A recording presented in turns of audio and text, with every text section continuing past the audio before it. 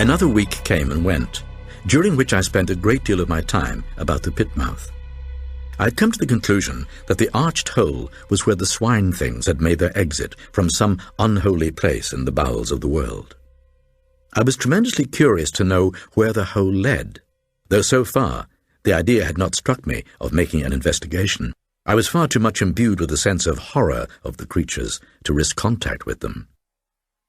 But as the days slid by, my fear of the swine things became an emotion of the past, more an incredible memory than aught else. Thus, a day came when I procured a rope from the house, and having made it fast to a tree on the pit edge, let the other end drop down into the cleft. Then I climbed slowly down until I reached the hole. I stood and peered in. All was dark, and not a sound came to me. Yet a moment later, it seemed I could hear something. I held my breath and listened, but all was silent as the grave, and I breathed freely once more, and then I heard the sound again. It was like the noise of laboured breathing. As I stood there, petrified, my foot dislodged a pebble, which fell into the dark with a hollow chink. At once the noise was taken up and repeated a score of times, each succeeding echo being fainter. Then, as the silence fell again, I heard that stealthy breathing. But now I no longer feared.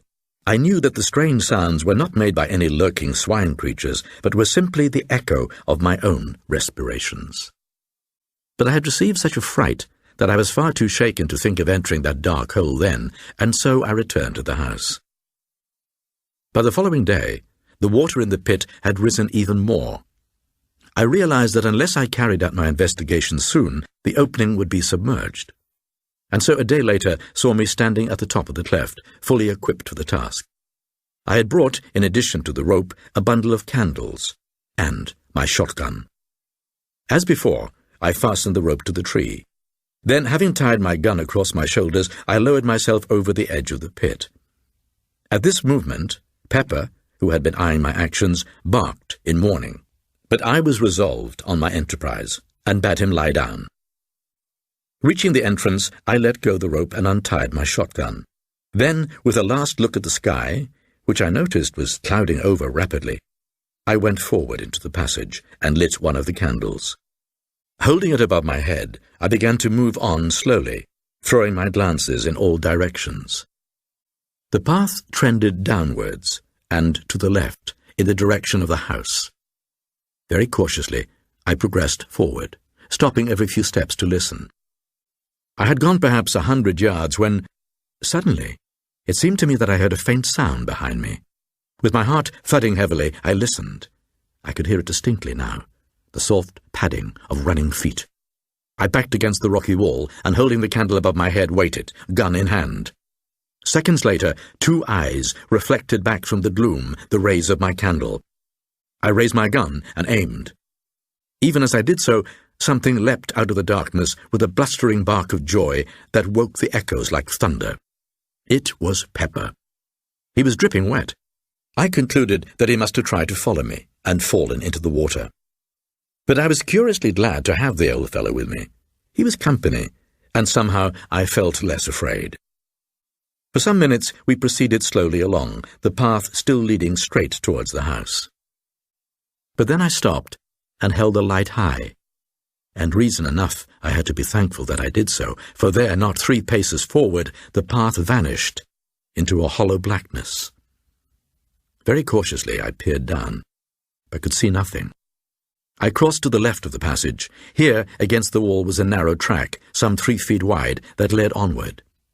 Carefully, I followed it. On one side, the solid, unyielding rock, and on the other, a yawning chasm. Gradually, I noticed that the path trended steadily to the right, and I discovered that I was not going forward, but simply circling the huge abyss. I had evidently come to the end of the passage. 5 minutes later, I stood on the spot from which I had started, having been completely round what I now guessed to be a vast pit. I picked up a rock and hurled it into the chasm. Then I stepped forward and listened, but though I kept perfectly quiet for at least a full minute, no sound came back to me from the dark. I knew then the depth of the hole must be immense. I lit several more candles, and putting them on the edge, I tried to get some dim sight of the place. But they were totally insufficient for my purpose. And then Pepper gave a sudden howl that was taken up by the echoes and repeated with ghastly variations, dying away slowly.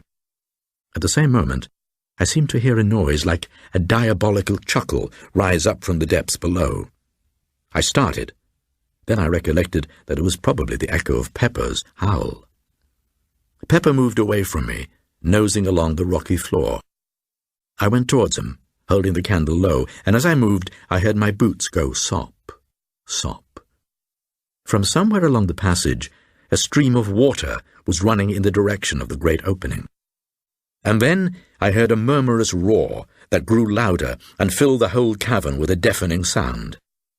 I had sprung to one side, and turning, saw a great wall of foam sweep past me and leap tumultuously into the waiting chasm. After the first rush, the flow of water eased, but a short examination showed me that the water reached right across the passage and was running at a tremendous rate. It was evident that I must make my exit as hurriedly as possible. The noise of the water was deafening, but with a call to Pepper, I stepped out into the flood, using the gun as a staff. Instantly, the water boiled up over my knees. It was all I could do to keep my legs. Pepper managed a great deal better than I did, going ahead of me like a guide and helping me to break the force of the water. On we went, struggling and gasping, until about 100 yards had been safely traversed. Then, suddenly, I slipped. Instantly, the water leapt over me in a cataract, hurling me down towards that bottomless hole. I was helpless, gasping and drowning. But all at once something gripped my coat. It was Pepper. Missing me, he must have raced back to find me, and then caught and held me until I was able to get to my feet.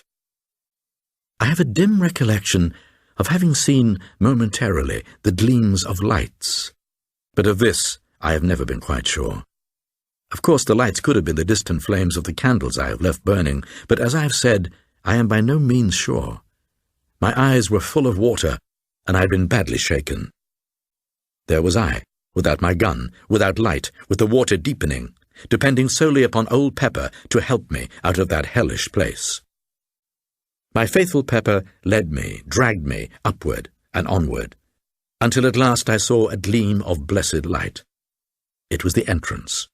Only a few yards further, and I reached the opening, with the water surging hungrily around my loins. And now I understood the cause of the catastrophe. It was raining heavily, literally in torrents. This had caused the premature rise in the level of the lake. Luckily, the rope by which I descended was streaming into the opening. Seizing the end, I knotted it around Pepper's body, then, summoning up the last of my strength, I climbed up the side of the cliff. I reached the edge in the last stage of exhaustion.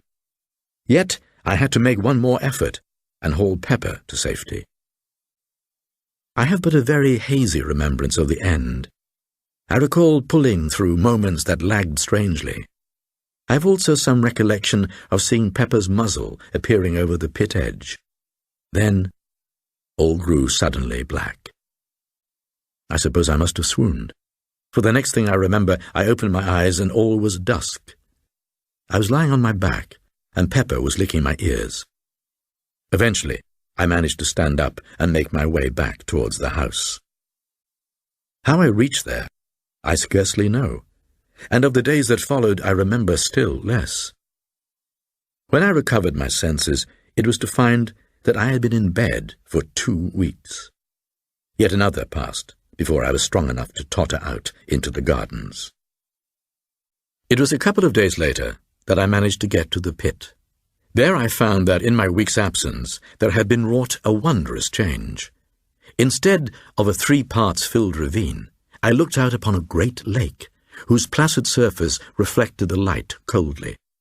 The water had risen to within a few feet of the pit edge. Only in one part was the lake disturbed, and that was the area above the entrance to the vast underground pit. Here there was a continuous bubbling. As I stood there, it came to me how wonderfully things had worked out. The entrance to the place whence the swine creatures had come was sealed up by a power that made me feel there was nothing more to fear from them. Back in the house, I thought to pay a visit to the great vault where the trapdoor is situated. Reaching the place, I approached slowly. There it was, with the stones piled upon it, just as I had last seen it. I had the lantern with me, and it seemed that now would be a good time to investigate whatever lay under the great oak slab. Placing the lantern on the floor, I tumbled the stones off the trap and pulled the door open. As I did so, the cellar became filled with the sound of a murmurous thunder that rose from far below. A moist wind and spray drove into my eyes, blurring my vision. I felt into my pockets for a piece of twine with which to lower the lantern into the opening. Even as I fumbled, the lantern slipped from my fingers and hurtled down into the darkness. For a brief instant, I watched its fall and saw the light shine on a tumult of white foam, some 100 feet below me. Then it was gone. I now knew the cause of the wet and noise. The great cellar was connected with the pit by means of the trap, which opened right above it. And I had an explanation for that chuckle that sounded the first time I'd opened the trap. Evidently, some of the swine things had been right beneath me. Another thought struck me. Were all the creatures drowned? Would they drown? Had they life as we understand it? Or were they ghouls? I closed the trapdoor. Then I piled the stones back upon it and made my way upstairs. After this time, I had serious thoughts of leaving this house, and might have done so but for the wonderful thing that happened. How well I was advised in my heart when I stayed on here, in spite of those visions and sights of unexplainable things. For had I not stayed, then I would not have seen again the face of her that I loved and lost. I would write down the story of those sweet old days, but it would be like the tearing of old wounds. But now she has come to me, out of the unknown. Strangely, she warned me about this house, begged me to leave it, but admitted when I questioned her that she could not have come to me had I been elsewhere. Yet still she warned me, earnestly, telling me that it was a place long ago given to evil. It was thus that I came to the place of the Sea of Sleep, so she termed it. I had stayed up in my study, reading, and must have dozed over the book. Suddenly, I awoke with a start. For a moment I looked round with the puzzled sense of something unusual. There was a misty look about the room. The flames of the candle shone through it palely at first, but gradually it increased, and soon I could see nothing. I cannot tell how long a space thus passed. But after a while I became aware that I was standing on the shore of an immense and silent sea. Overhead, the sky was of a uniform grey colour, the whole place being lit by a stupendous globe of pale fire that swam above the horizon. Beyond the gentle murmur of the sea, an intense stillness prevailed. Then, as I stood there, it seemed that a bubble of white foam floated up out of the depths, and then, even now, I know not how it was, I was looking upon the face of her, and she looked back at me with such a commingling of joy and sadness that I ran towards her blindly, crying strangely to her, in a very agony of remembrance, of terror, and of hope, to come to me. Yet in spite of my crying, she stayed out there upon the sea, and only shook her head sorrowfully. But in her eyes was the old earthlight of tenderness that I had come to know before all things ere we were parted. I grew desperate, and essayed to wade out to her, yet though I would, I could not. Some invisible barrier held me back. "Oh, my darling, I cried. And at that she came over swiftly and touched me, and it was as though heaven had opened.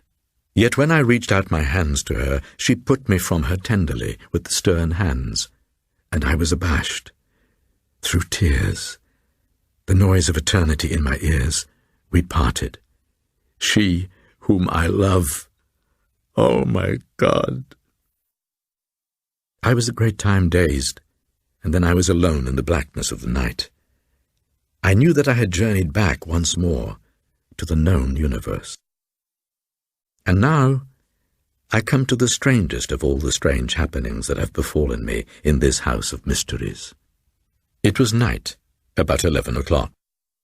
Pepper and I kept one another company in the study. I was reading, curiously enough, the Bible. I have begun in these later days to take a growing interest in that great book. Suddenly, a distinct tremor shook the house, and there came a distant, whirring buzz. I looked across at Pepper. He was sleeping peacefully.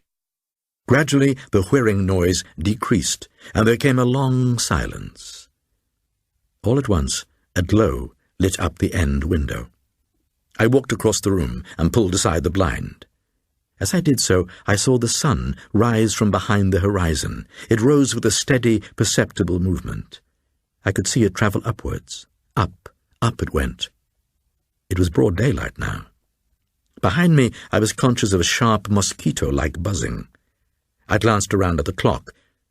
Even as I looked, the hour hand moved quickly from space to space. I had a dumb sense of astonishment. I saw now that the sun had risen high into the heavens and was still visibly moving. As the window came into shadow, I saw another extraordinary thing. The fine-weather clouds were floating across the sky. They were scampering, as though 100 miles an hour wind blew. To the west, I saw the sun drop with an incredible, smooth, swift motion. Quickly, the room began to darken. The sun disappeared from my sight, almost with a jerk. The evening seemed to merge into an almost instant night. About this time, the buzzing in the corner ceased, telling me that the clock had run down. No more than a few heartbeats, and the sun rose swiftly, and there seemed to come a strange acceleration. It made one clean, clear sweep through the sky and disappeared behind the western horizon, and night came and went, like haste. Faster and faster spun the world, and now each day and night was completed within the space of but a few seconds, and still the speed increased. Once I turned from the window and glanced at Pepper. In the flash of a day, I saw that he slept quietly. Presently, feeling lonely and distraught, I called to him, but he took no notice. I called again. Still he moved not. I walked over to where he lay and touched him with my foot to rouse him. At the action, gentle though it was, he crumbled into a mouldering heap of bones and dust. For a minute I stood, stunned. Then, as I stirred the heap with my foot, it occurred to me that this could only happen in a great space of time, years and years. I tried to understand what it meant, but I could not think coherently. I glanced around the room, and now for the first time noticed how dusty and old the place looked. Dust and dirt everywhere, piled in little heaps in the corners, and spread out upon the furniture. Quickly, but with steps that I noticed for the first time tottered, I went across the room to the great pier glass and looked in. It too was covered with grime, and with trembling hands I began to rub off the dirt. Presently I could see myself. Instead of the great, hale man who scarcely looked 50, I was looking at a bent, decrepit figure whose shoulders stooped and whose face was wrinkled with the years of a century. I turned away. How tired I felt. I wondered about my sister. Was she dead as well as Pepper? All had happened so quickly and suddenly. This must be indeed the beginning of the end of all things. It occurred to me to go and look for her, but I felt too weary. I moved slowly to the window. Quickly, and ever quicker, ran the flicker of day and night, and suddenly it seemed I was aware that the flicker had died out, and instead there reigned a comparatively steady light, which was shed upon all the world, from an eternal river of flame that swung up and down, north and south, in stupendous, mighty swings. Time fled, and the weariness that was mine grew insupportable. I turned from the window and saw my old chair. The thought of sitting in it brought a faint sense of comfort to my bewildered wretchedness. I sat down and closed my eyes. Once or twice, as though coming through thick mists, I heard noises, faintly. Then I must have slept. I awoke with a start. For a moment I wondered where I was. Then memory came to me. But I felt refreshed, and the weariness had left me. Suddenly it struck me, with a sort of grotesque seriousness, that I was still alive. I thought of Pepper, and wondered how it was that I had not followed his fate. I was alive, hundreds and thousands of centuries after my rightful period of years. I glanced around the room. It seemed different, strangely, utterly different. Then I knew what made it appear so strange. It was bare. There was not a piece of furniture in the room. I realized that this was but the inevitable end of the process of decay. Thousands of years. Over the floor was spread a deep layer of dust that reached halfway up to the window seat. It had grown immeasurably while I slept, and represented the dust of untold ages. My gaze rested thoughtfully upon where once had stood my chair, and there in its place I made out a long undulation rounded with heavy dust. I knew, and shivered at the knowledge, that it was a human body, ages dead, lying there beneath the place where I had slept. The body, under that shroud of dust, was my own dead shell. I did not attempt to prove it. I knew it now, and wondered why I had not known it all along. I was a bodiless thing. A while I stood trying to adjust my thoughts to this new problem. In time, how many thousands of years I know not, I attained some degree of quietude. I grew gradually more collected, while the world slipped across the centuries into the future. It might have been 1,000,000 years later that I perceived, beyond possibility of doubt, that the fiery sheet that lit the world was indeed darkening. Another vast space went by, and the whole enormous flame had sunk to a deeper copper color. The sun was dying. Of that there could be little doubt. And still the earth whirled onward through space and all the eons. At this time I remembered wondering how much longer the house would stand. Also, I queried to myself whether I should be doomed to stay bodiless upon the earth forever. An indefinite period passed, and it seemed that the arc of fire became less sharply defined. Presently, as I watched, the smooth outward flow ceased, and I was able to perceive that there came a momentary but irregular darkening of the world. This grew, until once more night descended in short but periodic intervals upon the wearying earth. Longer and longer became the nights, and the days equaled them. Gradually, days and nights lengthened out until they equaled a space somewhat less than one of the old earth hours. About this time, I found myself able once more to see the gardens, for the world had now grown very still and changeless. Yet there were no gardens, nothing that I knew or recognized. In place thereof, I looked out upon a vast plain stretching away into the distance, and always there reigned an incredible death silence and desolation, the immutable, awful quiet of a dying world. Silently, years moved on, and there grew up within my mind a great and overwhelming distress of uneasiness. I felt that I must fight against it, and, hoping to distract my thoughts, I looked up towards the north, in search of the nebulous whiteness which still I believed to be the far and misty glowing of the universe we had left. Even as I raised my eyes, I was thrilled with a feeling of wonder, for the hazy light had dissolved into a single great star of vivid green. Slowly but surely the star grew upon my vision. With increased size, its color became more impressive, reminding me of a huge emerald, scintillating rays of fire across the void. Years fled away in silence, and the green star grew into a great splash of flame in the sky. An instant it seemed, and the sun had vanished. Then the earth moved into the black shadow of the sun, and all was night, black, starless, and intolerable. Filled with tumultuous thoughts, I watched across the night, waiting. Years it may have been, and then in the dark house behind me, the clotted stillness of the world was broken. I seemed to hear a soft padding of many feet. A faint, inarticulate whisper of sound grew on my sense. I looked around into the blackness and saw a multitude of eyes.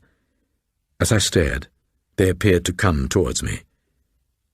For an instant I stood, unable to move. Then a hideous swine noise rose up into the night, and at that I leapt from the window. I have a confused notion of having run a while, and after that I just waited. Waited. Several times I heard shrieks, but always as though from a distance. Time moved onward. I was conscious of little save a sensation of cold and hopelessness and fear. An age, it seemed, and there came a glow that told of the coming light. It grew tardily. Then the first ray from the green star struck over the edge of the dark sun and lit the world. It fell upon a great ruined structure some 200 yards away. It was the house. Staring, I saw a fearsome sight. Over its walls crawled a legion of unholy things, almost covering the old building. They were the swine creatures. Years appeared to pass, slowly. The earth had almost reached the center of the sun's disk. The light from the green sun, as it must now be called, gave the old house the appearance of being wrapped in green flames. The swine creatures still crawled about the walls. Suddenly, there was a loud roar of swine voices, and up from the center of the roofless house shot a vast column of blood-red flame. I saw the towers flash with fire, a blazing furnace of red and green. Fascinated, I watched, until an overwhelming sense of coming danger drew my attention. I glanced up, and at once it was borne upon me that the sun was closer.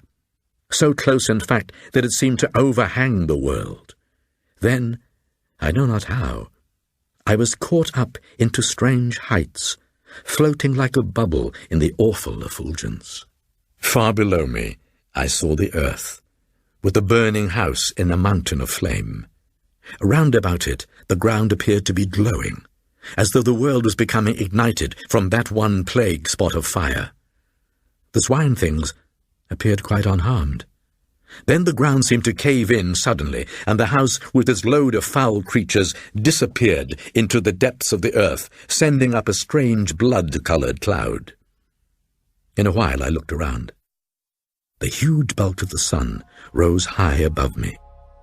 Suddenly the earth appeared to shoot forward towards the sun.